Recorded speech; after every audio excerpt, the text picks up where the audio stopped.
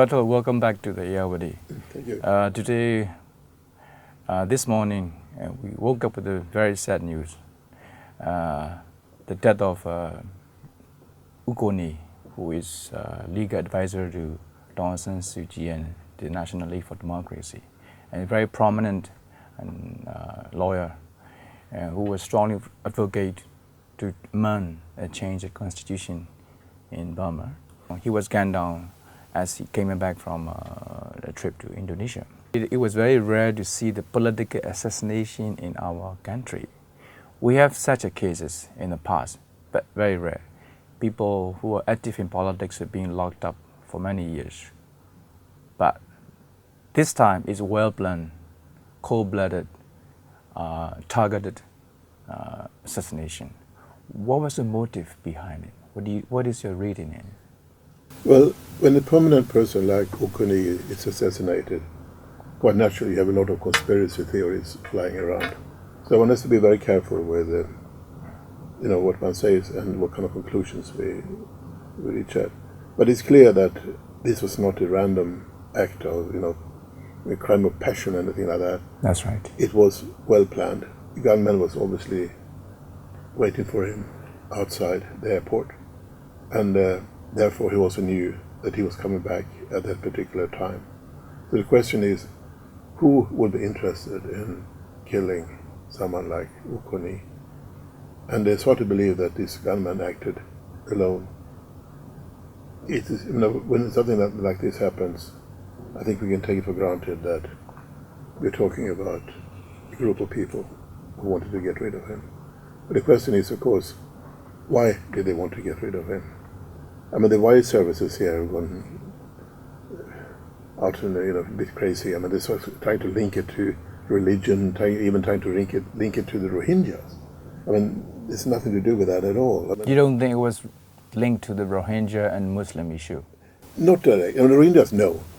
I mean, I knew Ukoni quite well. We were friends. Yes. And I met him. I've met him many times. We discussed a number of issues.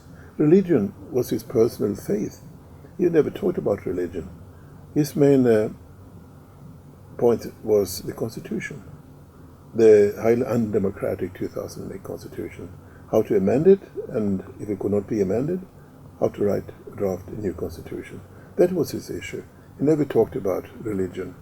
If there's a religious element to this assassination, it is most probably the group that was behind the assassination are trying to stir up trouble between Muslims and Buddhists. But that's on their conscience, and that is their plan. Ukoni was not that kind of person. He was a Democrat and he was a lawyer. He was an expert on constitutional law. No one knew the Constitution better than he did. Ukoni, as you said, Ukoni played a very important role in terms of advising, giving a legal advice to Aung San Suu Kyi and the government. One, it was in a position as well. And I also knew him that he was always talking about amending or even replacing or changing the 2008 Constitution. But also he also played a very key role in finding and clauses and tweaking the Constitution inside, where find a way to create a position, a state councillor position for Aung San Suu Kyi. Actually, it was, from what I heard, Ukoni who actually came up with that title, state councillor. That's right. He suggested a number of titles to Aung San Suu Kyi. She didn't like one or two or three of them, but then he said, state councillor, what about that? And she said, I like that. And that's how she became the state councillor. So in a way, I mean, there was Ukoni who placed her above the president, to use her own words. And I'm certain that there are certain circles in this country who would be very unhappy with that. What do you mean, some circle in this country? Well, there would be the people who think that is their duty to defend the Constitution. And that, of course, means the military. So the suspect was caught, and we know that he did not act alone. If you look at the picture in the social media, the picture was taken just before the fatal shooting took place, the gunman was pointing the gun at Ukoni as he was holding his grandchild. And then that picture was posted. And then we are very definite that Jilin, who was a suspect in the shooting, did not act alone. And do you think there will be a transparent and credible investigation? Well, I think we will. Well, first of all, I think we can be sure that he was not acting alone. The picture you mentioned was posted anonymously on social media last night, and it's clear that the photographer was there to document what happened. The photographer did not try to intervene, which any law-abiding citizen would have done in a situation like that. He didn't shout, he didn't say anything, he just took a picture. So, although we cannot prove anything, I mean, there are very strong indications that the photographer must have been part of the plot. And then the question comes up, of course, is there going to be a transparent investigation into this? Well, we can only hope so. But if the police are the only ones investigating it, I think it would be a good idea to have other people look into it as well. The police, from what I understand, were very slow to come to the scene of the shooting. Actually, taxi driver were the ones who caught suspect. We should not forget the taxi driver either. He was very brave. He was a man of mid-40s, the father of three children, the youngest a baby. And he was the one who intervened and tried to stop or tried to do something about the assassin when the shooting was taking place. And for that, he was killed. And he, as we know, was not a Muslim. He was a Buddhist. He was even a member of a local chapter of the NLD. So he was just an ordinary person who felt that it was his duty to protect Ukoni in a situation like that. He should be remembered and honored for what he did. This news sent a big shockwave among the activists, political groups, and media as well. And so we were very much concerned about, what are the consequences in the future. And everyone is very worried about their own safety these days. Which direction this country is going to go. What do you see that in the near future, that if elements or extremist elements are trying to start up, provoking the public and also trying to create a more division between the Buddhists and the Muslims, do you think there will be much larger, there will become a trend or pattern in the country? It's very difficult to say, but we don't know yet if this was a one-off thing, so to speak, to use a very banal word, or if it is the beginning of a trend. It's too early to say. But I think there's every reason for anyone in this country who is involved in political work to be careful, because we don't know what's going to happen.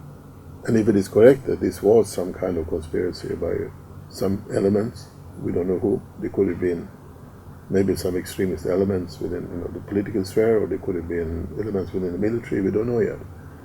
But for that reason, because of the uncertainty, I think it's important to be careful.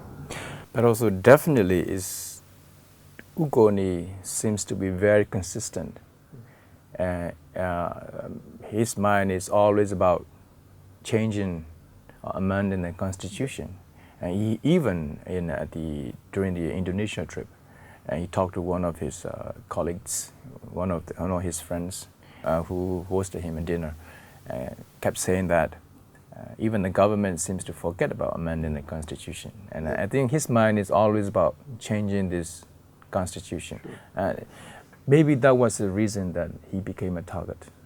It's very likely, and I suppose the most likely explanation. I mean, I remember just before the November 2015 election, Ukoni and I had a very long discussion about the possibilities, various possibilities that the election would lead to. And significantly, he didn't mention religion even at all. He didn't mention what? Religion. Religion. No. To him, there was not an issue.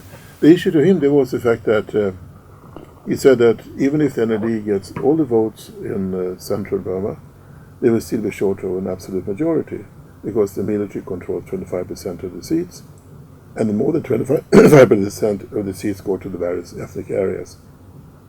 So his main concern was how to win over the ethnic groups, I mean, regardless of religion. And that was his main concern. I mean, he was not talking about religious rights or anything like that. To him, religion was his personal faith, nothing else, nothing that he ever mixed with his political activism.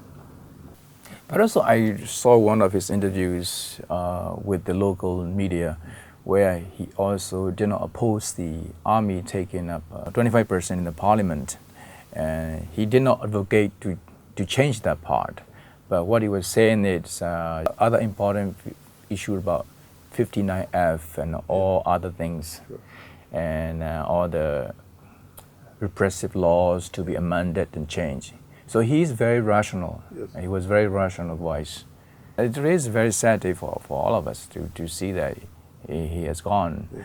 And but also I think that was also sent a shockwave among the Muslim communities who have always been oppressed in this country. But we had a lot of Muslim activists, politicians, even at the national level, like Rashid or Razak. And how do you rank? I mean, I don't think he wanted to be ranked. That was not he was fighting for. But the Ukoni, how do you see him? His legacy. I think you show to everyone in this country that you can stand up for what you believe in, regardless of religion. And if you look at the National League for Democracy, the party to which he belonged, one of the founders of the NLD was Aung Zaw, also a Muslim. Yes. But again, a Muslim who did not mix his religious belief with politics. But if we want to look at it in religious terms, I think the most prominent Burmese politician with a Muslim background would be, as you said, Rashid, Razak, Aung Zaw, and Ukoni. Thank you, Bertil. My last question is, do you fear that there will be a rise of extreme elements? Because after the death of Ukoni, there are some social media posting, actually, I couldn't bear it, but who even though most of us are mourning, and I felt sad, and some people posted saying that to cheer the assassin. I mean, I was at North Okalapa Hospital last night when Ukoni's corpse, his body was brought there. And suddenly, out of the blue, a woman appeared and started shouting that, "Oh, I'm so happy to see he's dead." And there was very clearly a provocation. But there were many people there, Buddhists and Muslims. How did they respond? Well, nothing. They just silent. They just stared at her angrily. And not even the Muslims were provoked. But we can, of course, not rule out the possibility that an incident like this could fuel extremism on both sides. You could have extremist Buddhists who feel emboldened by this and want to carry out more acts of violence. Or you can even maybe imagine that some Muslims will be upset and see this as an attack on the religion, which it wasn't. But they may perceive it as such, and therefore also resort to extremism. So it's very important to keep our heads cool and look at this for what it was, a political assassination. Thank you very much, Bertil. Thank you.